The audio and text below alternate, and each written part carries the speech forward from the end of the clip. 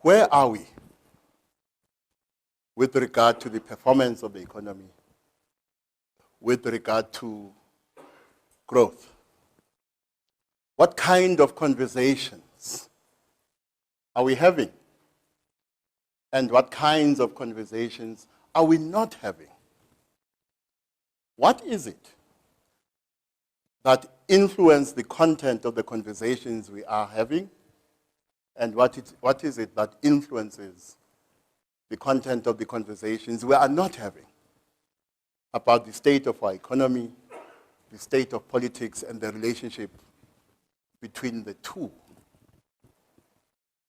Now, with regard to what I conceive to be the role of business, I always argue that you can't engage in that conversation about the role of business unless you do some kind of environmental scanning at a global and domestic level.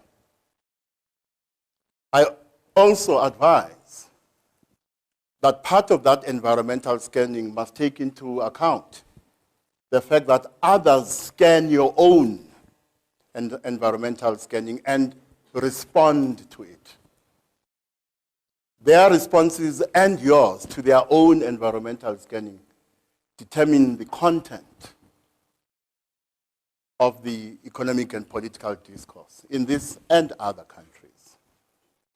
In other words, you can't talk about the role of business and not take into account, for instance, what is happening in the Ukraine or the Middle East, what is happening to the US economy, the European economy.